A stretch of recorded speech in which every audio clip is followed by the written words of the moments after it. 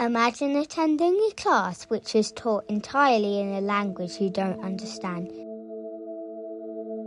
where the teachers themselves cannot read what is written in the school books. This is the situation for hundreds of thousands of Rohingya children living in Kutupalong, the largest refugee camp in the world. The Rohingya people have faced 5 decades of systematic persecution in Myanmar, peaking in 2017. In a case described as textbook ethnic cleansing by the UN, the brutal violence of the Myanmar military forced hundreds of thousands Rohingya to flee to Bangladesh. Since the influx, numerous education programs have been launched, attempting to reach over 330,000 school-age children in the refugee camps. For the past 5 years, we have been trying to teach Burmese and English to the children, but we were frustrated with the results of every year-end assessment. The better was that Burmese and English are not widely spoken by the Rohingya people, and there are simply not nearly enough teachers with the needed language skill. The lessons are hard. Our teachers try their best in the class, but it is very difficult to remember. The textbooks are very difficult for us as teachers. The reason is we did not receive good education in Myanmar as we were ostracized and prevented from attending school. It is really embarrassing when we fail to explain the words for our students. We came to know from the students that they use a script named Hanifi to write their language, and later we find it competent and effective as a helping language. Rohingya children are immersed in the Rohingya language from the moment they are born. Even though it is a spoken dialect, it is still their own language. Created by scholar Muhammad Hanif, the Hanifi Script has 10 vowels and 28 consonants. It is read and written from right to left. Using Hanifi makes it simpler for Rohingya children to learn this as they are already fluent in it. It also creates a foundation to learn other languages more easily.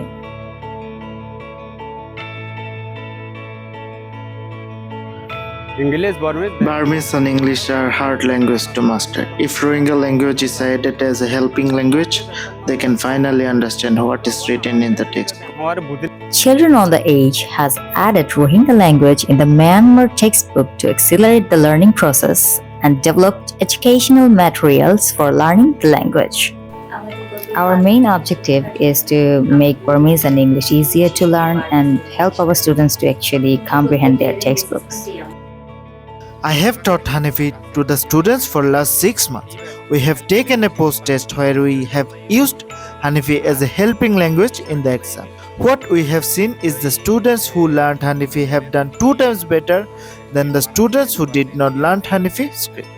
Now that is being taught in the school. I am happy to come to school. I find it easier when teachers translate the Burmese and English into Rohingya using Hanifi script. I am amazed that they have learned to pronounce, read and write the letters just in 1 month. After the successful trials of Hanifi Script, in both Kutupalong Camp and Bhashanchar Island, children the age are looking to expand the use of this script to thousands more children. But the potential goes beyond the classroom. In year 2012, we have submitted an application for the Unicode Consortium in the US so that it can be recognized in all devices and computers. We have built keyboard and fonts, which was later adopted by iOS, by Apple. Today, every iPhone can read and write Rohingya language, and we've been working multiple other companies like Microsoft and many other companies so that it can be adopted.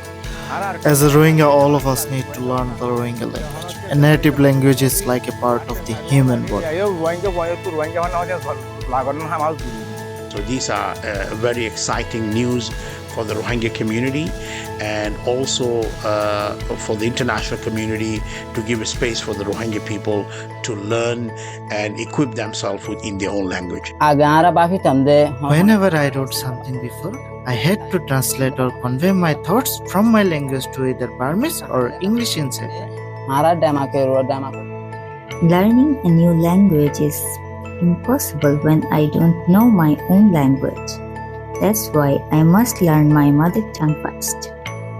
The use of Rohingya language is not just transformational for education, but represents a profound affirmation of Rohingya identity and heritage.